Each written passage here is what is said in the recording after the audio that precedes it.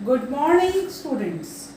Today we will do exercise 3.5. Question number 2. Question number 2. Factor tree method करेंगे हम लोग. कौन सा मेथड कर रहे हैं हम? ये factor tree method. Factor tree method. 60 के हमें फैक्टर्स दिए हुए हैं.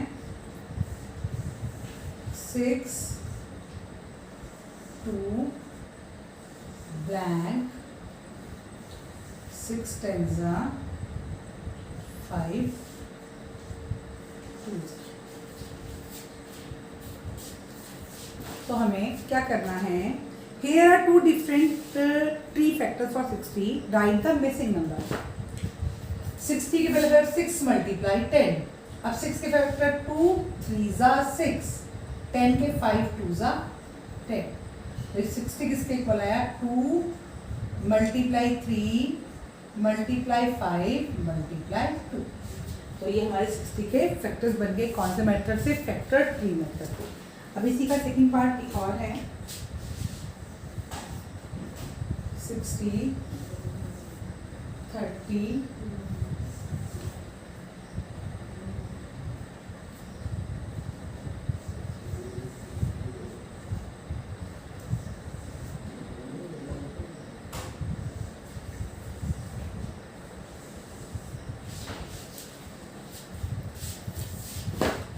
60 के फैक्टर 32s 60. 32s 60. अब 30 के फैक्टर 10 3s 30 और 10 के 2 5s 30. फैक्टर क्या बने हमारे? 60 is equal to 2 multiply 5 multiply 3 multiply 2.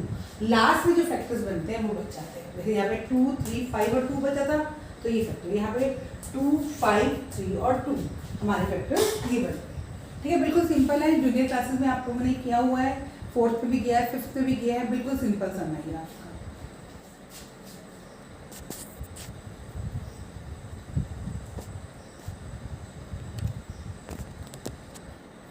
Question number 3.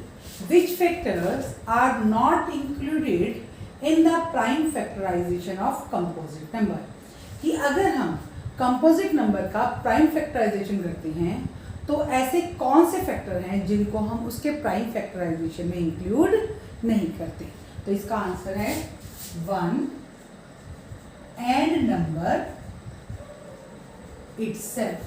1 and number itself are not included in the prime factorization of a composite number. ठीक है, प्राइम फैक्टराइजेशन में हम किसको इंक्लूड नहीं करते? कंपोजिट नंबर के 1 को और नंबर इटसेल्फ को. क्वेश्चन नंबर 4 है आपका. Right the greatest 4 digit number. तो पहले हमने लिखा greatest 4 digit number. Greatest 4 digit number हमारा क्या है? 9999 and express it in terms of prime factor. अब इससे हमने क्या बनाने हैं? प्राइम फैक्टर्स बनाने हैं. तो हम प्राइम फैक्टर्स बनाते हैं. प्राइम फैक्टर इस तरह से आपके बनते हैं एलसीएम फॉर्म में. 3 3s 3 3s 3 3s 3 3s 3 1s 3 1s 3 1s 3 1s. अब 11 से 11 1s ना जाने की 0 11 1s. आप डिवाइड भी बेटा करके देख सकते हैं. 11 1s 11. ऊपर से लेंगे 1 तो 11 0s 0 1. ऊपर से फिर 1 लेंगे 11 1s 11. तो ये आपका आ गया 101. अब 101 भी हमारा क्या है? प्राइम नंबर है. इसके आगे कोई भी फैक्टर्स नहीं बनते. तो 999 किसके इक्वल आ गया? 3 मल्टीप्लाई 3 मल्टीप्लाई 11 मल्टीप्लाई 101. ये क्या है? ग्रेटेस्ट 4 डिजिट नंबर के प्राइम फैक्टर. अब हमारे पास क्वेश्चन नंबर 5 है. क्वेश्चन नंबर 5 हमारा क्या है? Right smallest 5 digit number. Right smallest 5 digit number. पहले हम क्या लिखेंगे? स्मॉलेस्ट 5 डिजिट नंबर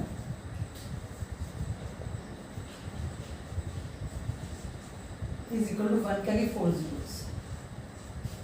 ये आपका क्या हो गया, स्मॉलेस्ट 5 डिजिट नंबर। अब इसको एक्सप्रेस करना है किसकी फॉर्म में, प्राइम फैक्टर्स की फॉर्म में। तो बनाते हैं हम प्राइम फैक्टर्स इसके 2 से 2 5 जा। देखो बेटा प्राइम फैक्टर्स का मतलब क्या होता है कि आप जो गिवन नंबर है उसको प्राइम नंबर से ही डिवाइड करोगे। किससे डिवाइड करोगे, प्राइम नंबर से। ये नहीं कि हम इसको, जैसे हमें लग रहा है 10 से भी डिवाइड हो जाएगा, तो मैं 10 से इसको डिवाइड नहीं करूंगी क्योंकि 10 प्राइम नंबर नहीं है। हम मुझे सिर्फ किससे डिवाइड करना है, प्राइम नंबर से। अब मैं इसको फिर 2 से डिवाइड कर रही हूँ, 2 2 जा 2 5 जा 0 0। अगेन मैं इसको 2 से डिवाइड कर रही हूँ, 2 1 जा 2 2 जा 2 6 जा 2 2 जा 2 5 जा। अब ये मेरा 2 से डिवाइड नहीं होगा, इसके लास्ट में 5 है, तो ये किससे डिवाइड होगा, 5 से डिवाइड होगा।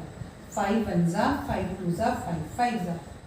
अगेन 5 से 5 2 जा 5 5 जा 5 5 जा और 5 1 जा। तो 10,000 मेरा किसके इक्वल आ गया, 2 multiply 2 multiply 2 multiply 2 multiply 5 multiply 5 multiply 5 multiply 5। ये मेरा आंसर। प्राइम फैक्टर्स मतलब मुझे प्राइम नंबर से इसको डिवाइड करना है। ठीक है, ये नहीं कि मुझे 10 से लग रहा है मैं 10 से कर दूँ, मुझे 15 से लग रहा है मैं 15 से कर दूँ। प्राइम 2 मेरा प्राइम है, 3 मेरा प्राइम है, 11 मेरा प्राइम है, 5 मेरा प्राइम है। मैं इसको डिवाइड करने के लिए प्राइम नंबर से यूज करूँगी। Question number 6, find the prime factor of 1729 and arrange them in ascending order. हमको 1729 के क्या करने हैं, प्राइम फैक्टर्स करने हैं। 1729, तो अब ये मेरा, मैं पहले डिविजिबल टेस्ट देखती हूँ। 2 से तो ये डिवाइड नहीं होगा, 3 से डिवाइड का हमारा डिविजिबिलिटी टेस्ट क्या था, मैंने इसको प्लस करके देखा। 7 और 1 8, 8 और 2 10, 10 और 9 90। तो ये मेरा 2 से भी 3 से भी डिवाइड नहीं हो रहा है, 4 से भी नहीं होगा, 5 से भी नहीं होगा क्योंकि लास्ट में 0 और 5 नहीं है, 6 से भी नहीं होगा क्योंकि ना 2 से डिवाइड हो रहा है ना ही 3 से डिवाइड हो रहा है। 6 6 7 से, अब 7 से करके देखती हूँ। 7 2 जा 40, 7 4 जा 28, 7 7 जा 29। अभी 13 से डिवाइड होगा, 13 1 जा 13, 13 9 जा 117, 19 1 जा। तो 1729 इज इक्वल टू, फैक्टर्स को हमें किस ऑर्डर में लगाना है, असेंडिंग ऑर्डर में। असेंडिंग के लिए सबसे पहले सबसे छोटा फैक्टर, फिर उससे बड़ा और फिर उससे बड़ा। तो 7 मल्टीप्लाई 13 मल्टीप्लाई 90। यहाँ तक हमारा क्वेश्चन हो गया। अब इसमें आगे और स्टेटमेंट भी है। वो स्टेटमेंट क्या है आपकी, find now state the relation if any between 2 consecutive prime factor. वो कह रहा है आपको 2 प्राइम फैक्टर के बीच में अगर कोई रिलेशन है तो आप हमें वो बताइए। तो अगर मैं देखती हूँ तो ये क्या बन रहा है, 7 + 6 और ये 13 + 6। तो मेरा 2 प्राइम फैक्टर्स के बीच में कितने का डिफरेंस है, 6 का डिफरेंस है। तो देयर इज डिफरेंस ऑफ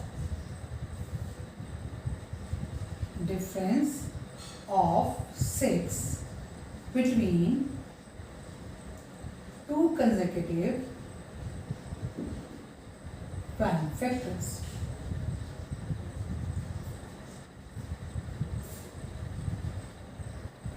ठीक है, इसमें हमें क्या रिलेशन, पहले तो हमने इसके प्राइम फैक्टर बनाए। प्राइम फैक्टर्स के लिए हमने डिविजिबिलिटी टेस्ट यूज किया, तो उसमें हमें बताया कि 6 के किसी भी नंबर से डिवाइड नहीं हो रहा था। फिर हमने इसको 7 से करके देखा, 7 से ये डिवाइड हो गया। फिर उसके बाद हमने उसने कहा है कि जो आपके फैक्टर्स हैं उसको किस ऑर्डर में लिखना है, असेंडिंग ऑर्डर में लिखना है। असेंडिंग मतलब सबसे पहले सबसे छोटा, फिर उससे बड़ा और लास्ट में सबसे बड़ा। फिर वो कह रहे हैं कि अगर कोई state the relation if any, अगर कोई रिलेशन है तो वो बताना है।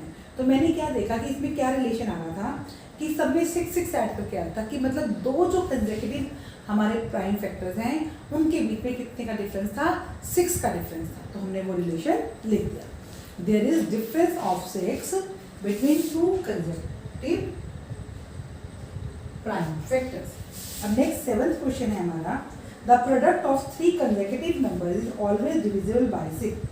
Verify this statement with the help of some example. आपको वो कह रहा है क्वेश्चन नंबर ये हमारा 6 था, क्वेश्चन नंबर 6 के बाद हम करेंगे क्वेश्चन नंबर 7. तो यहाँ पर है कि product of 3 consecutive numbers is product of 3 consecutive numbers is divisible by 6. Verify with the help of example.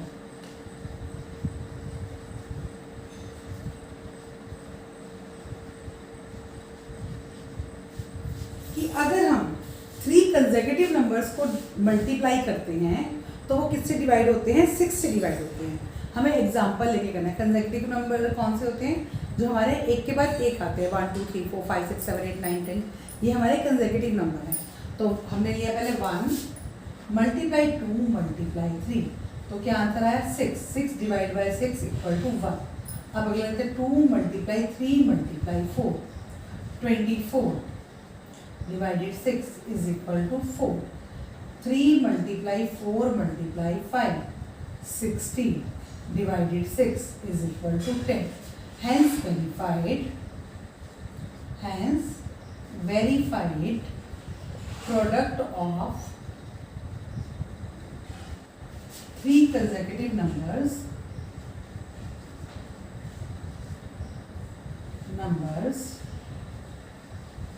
is divisible by 6. ये हमारा क्वेश्चन नंबर 7 था. अब हम करते हैं क्वेश्चन नंबर 8. कौन सा क्वेश्चन करते हैं हम? Question number 8. क्वेश्चन नंबर 8 हमारा क्या है? Sum of 2 consecutive odd number is divisible by 4. Sum of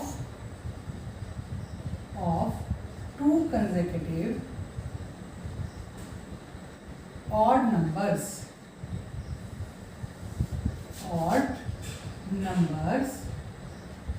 is divisible by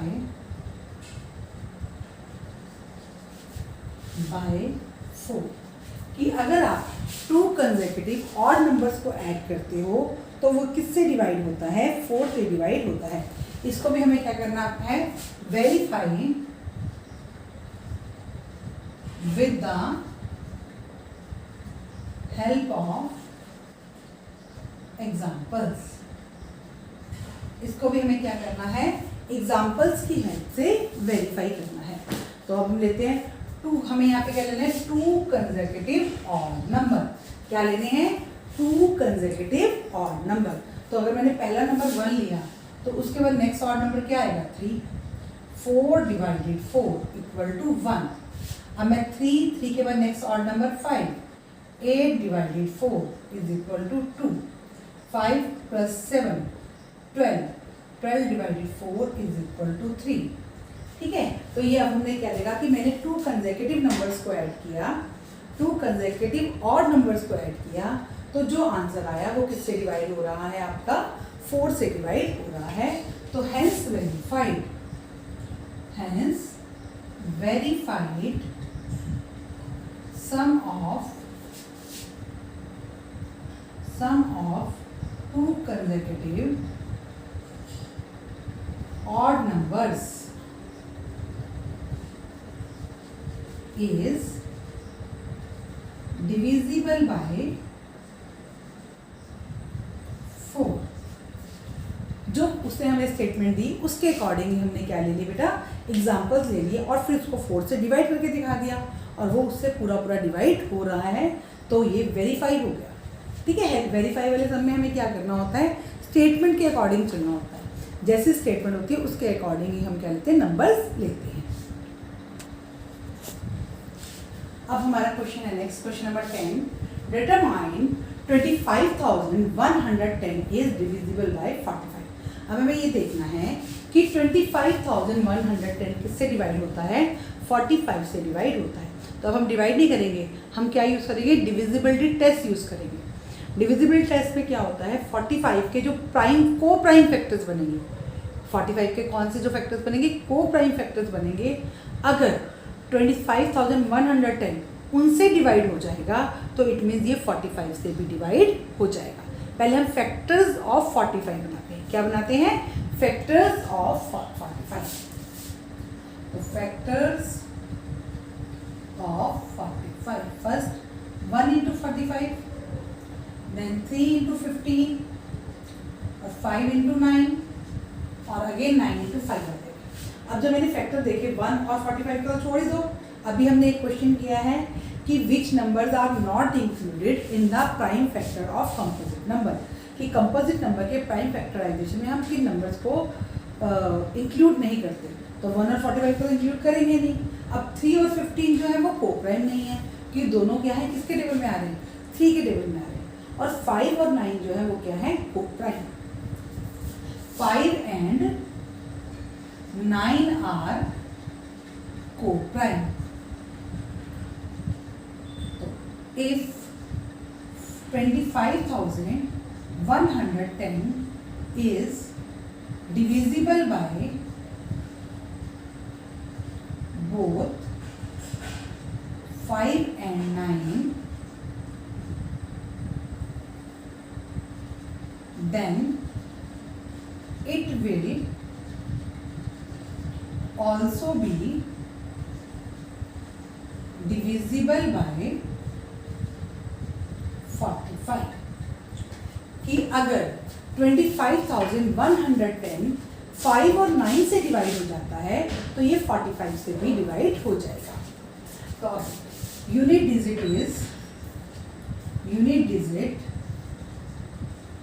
of 25,110 is 0, so divisible by 5, so divisible by 5। अब 9 का टेस्ट करते हैं। 2 + 5 + 1 + 1 + 0, 9 is divisible by 9, so 25,110 is also divisible by 9. We can see 25,110 is divisible by both 9 and 5, so it will also be divisible by 45। ठीक है, हमने क्या किया, वो इतना बड़ा नंबर था कि 45 से डिवाइड हो गया या नहीं, हमने 45 के को प्राइम फैक्टर्स निकाले और को प्राइम फैक्टर का हमने क्या कर लिया, डिविजिबिलिटी टेस्ट कर लिया। अगर वो उन नंबर्स में आ गया तो इट मीन्स वो 45 से भी डिवाइड हो जाएगा। Okay students, question number 11, 18 is divisible by 2 and 3, कि 18 जो है वो 2 और 3 से डिवाइड हो जाता है। It is also divisible by 2 × 3 = 6, ये 6 से भी डिवाइड हो जाता है। Similarly A number is divisible by both 4 and 6, एक नंबर 4 से भी डिवाइड होता है और 6 से भी डिवाइड हो जाता है। Can we say that the number must also be divisible by 4 × 6 = 24, कि तो क्या वो नंबर 6 × 4 24 से भी डिवाइड होगा? If not, give an example to justify your answer. तो हमें एग्जाम्पल देना है अपना आंसर जस्टिफाई करने के लिए। तो no, it will not be divisible by 24 because 6 and 4 are not co-prime। क्योंकि 6 और 4 co-prime नहीं है, इसलिए जो नंबर 6 और 4 से डिवाइड हो रहा है वो नंबर 24 से डिवाइड नहीं होगा। अब हम एग्जाम्पल लेते हैं।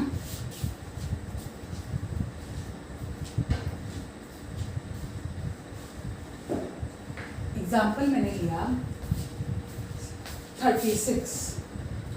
36 is divisible by both 4 and 6 but not divisible by by 24। ये एक एग्जाम्पल से हमें इसको जस्टिफाई करना था, तो हमने एग्जाम्पल लिया 36 का। 36 4 9 जा 36 और 6 6 जा 36। 36 4 से भी डिवाइड हो रहा है और 6 से भी डिवाइड हो रहा है, लेकिन वो 24 से डिवाइड नहीं हो रहा है। ठीक है, अब हम करते हैं नेक्स्ट क्वेश्चन। नेक्स्ट क्वेश्चन है आपका क्वेश्चन नंबर 12। क्वेश्चन नंबर ये 11 था, question number 12। I am the smallest number, कि मैं सबसे छोटा नंबर हूँ, हैविंग 4 डिफरेंट प्राइम फैक्टर्स, और मेरे 4 डिफरेंट प्राइम फैक्टर्स हैं। कैन यू फाइंड मी, क्या तुम मुझे भाई फाइंड कर सकते हो? तो हमें एक नंबर लेना है जिसमें क्या हो 4 डिफरेंट प्राइम फैक्टर। तो पहला प्राइम फैक्टर 2 मल्टीप्लाई 3 मल्टीप्लाई 5 के बाद नेक्स्ट 5 के 3 के बाद नेक्स्ट प्राइम नंबर 5 और 5 के बाद नेक्स्ट प्राइम नंबर 7। तो इनको मल्टीप्लाई कीजिए 6 5 जा 30 37 जा 210 is the smallest number having 4 different prime factors।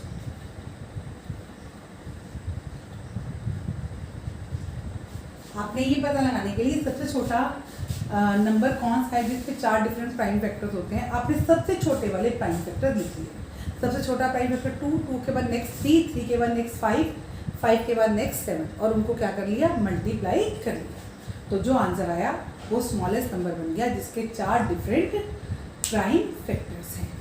Okay students, आपकी एक्सरसाइज 3.5 कंप्लीट हो गई है। आपको ये एक्सरसाइज प्रैक्टिस करनी है और कोई प्रॉब्लम हो तो आप कंसल्ट कर सकते हैं। Thank you, have a nice day.